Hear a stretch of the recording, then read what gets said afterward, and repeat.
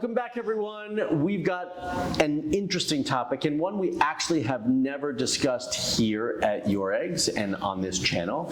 We're going to be taking a look at things from the other side. We're going to be talking about actually being an egg donor, because we want all the intended parents out there to start to understand what that process is like, and to understand what we do on our side of Your Eggs to select the best egg donors. But I'm going to take it from a different perspective. I'm going to add a little twist to it. So today I have Tiana here with me, who is one of the coordinators here at Your Eggs, and she is going to be talking to me about what disqualifies an egg donor from not being able to be an egg donor. So thanks for being here, Tiana. Thank you, Mark, for having me. Yeah, absolutely. I'm excited to be here with you and to talk about this topic. So there are many things that could disqualify someone from being an egg donor, and it's such an important piece of that process. It's just a special piece as well, because being an egg donor, making the decision to donate your eggs is really special, especially for those parents who are going to use those eggs in the future.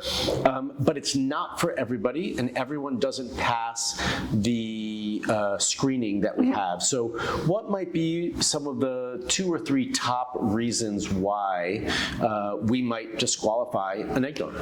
So some of the 3 major top reasons why we might disqualify a donor would be their age. If they're under the age of 19 or over the age of 29, okay, that can be a problem, because we want to make sure they're in the age range we're looking for. Okay. And also if they have a BMI over 26, okay, as well as if they have any known genetically inherited diseases within their family, that could also disqualify them as well. Another one could also be if they do drugs or drink a lot. That can also be an issue as well. That's a given, right? Yeah. Intended parents do not want anyone who's using drugs or an alcoholic. Okay, so check. We rule that out for all of you. Don't worry. Okay. So age is an interesting one. I know that we do it for a specific reason. So, but it doesn't sound like there's a lot of flexibility in there. So this is our strict age range. Like we don't go beyond it. Is that okay? And we choose that age range because that's where we get the best quality eggs. Correct. Yeah. Okay. Okay. So Tiana, I know that there's all sorts of medical issues in the world, but are there other medical reasons why someone might be disqualified? Yes. So so for example, any underlying genetic issues, and if there's any other health issues that we might have a question about, we take that question forward to our doctor. Great, to just help rule things out. Awesome. I know there's a lot of screenings that happen. There's a screening for the psychological aspect of things. Is that something that you've seen that has disqualified somebody at times? Most of the time we do that also because we want to know the reasoning to why the donor is looking to donate, and we want to make sure that they're in a good environment and headspace to donate and move forward with becoming an egg donor. I don't really see it too many times being an issue that disqualifies them, but it is a step that we like to take before moving forward. Great. And is there something that you get questions about a lot, like from the donor? I'm going to leave it blank. You could fill it in, but like, oh, would this disqualify me from being a donor? But then you guys say, no, that's not a big deal for us, or that's something that can be overcome? Yeah, so sometimes we do have donors that are like, we don't live in the state or near you where you guys are located in San Diego, and we tell them that it's not an issue. They can still fly in and donate with us. Sometimes we do have donors that have to fly out to different cities. For example, we had a donor fly out to New York, and she does not live near New York, but we made accommodations to fly her into New York and make sure she went to the clinic and came back safely. Awesome. Does an egg donor need to have a parent parent or a friend or a partner be with them throughout this whole process? Can they do it alone? So most of the times we do recommend having a +1 when you come for your retrieval. Okay. But sometimes the donor is unable to bring a +1 for it. And in those cases, we have one of our staff members take them back to their hotel safely, make sure they're good, and it's not an issue for the most part. But we usually recommend you have a +1 with you. It's more helpful. Yeah, especially because we want to make sure you have someone when you go back to your hotel. But it wouldn't be something that disqualifies them necessarily. No. Okay. For some of the things that would disqualify somebody, are there ways for them to overcome it? Let's just say there's a woman watching right now, she wants to be an egg donor.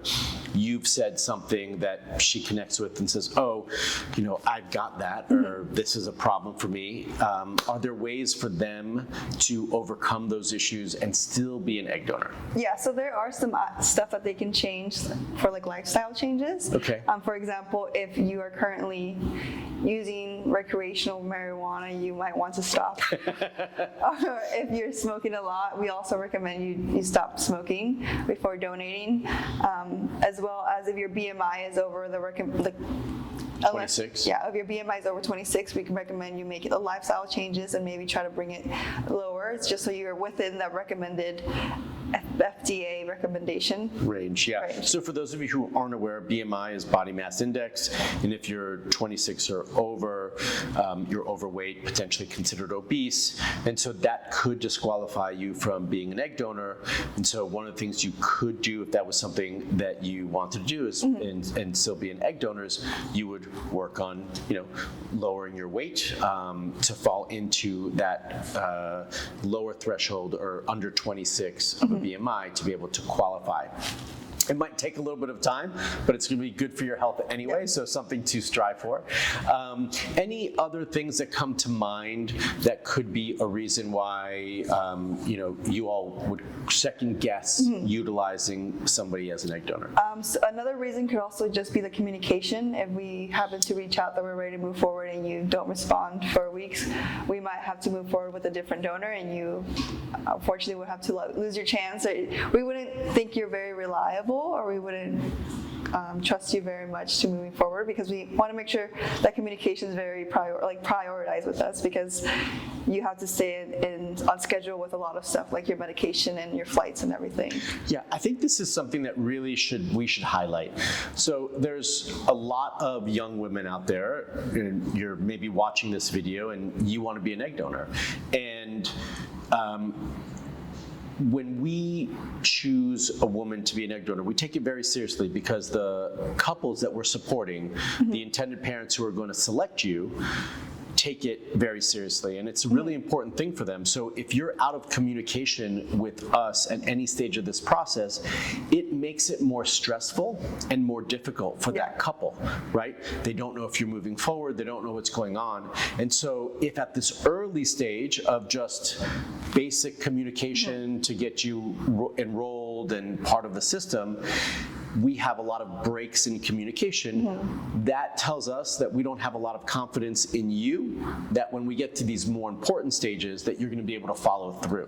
Yeah. So you might think, if you're watching, that it's not a big deal, or we're just being annoying and harassing you, but it's for a reason, right? And we want you to take this seriously, because it's a really serious process. It's not just about making a little bit of money to help you get through college, right? Yeah, sometimes they could also just delay the entire process in general, by months, which can make it a little harder for everyone involved. But for the most part, we always try to make sure that your schedule aligns with the IP schedules as well, so everybody kind of flows together.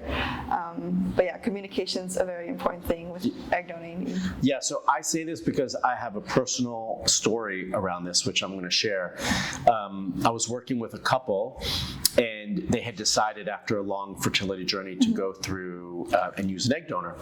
And when they started the process, they started working with an agency out of state. They're here in California, but they were working with an agency that was in Oregon for whatever reason.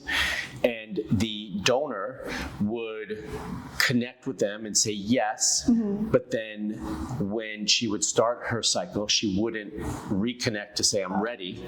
And this went on for months. And I could tell you just from watching this couple suffer and go through so much stress, how impactful it was in a negative way for them, that they just had to cut off and start over again, which set them back months because now they had to start from the beginning again, right, to find a new donor, which we then had them work here at Your Eggs, which worked out to be a much smoother process for them.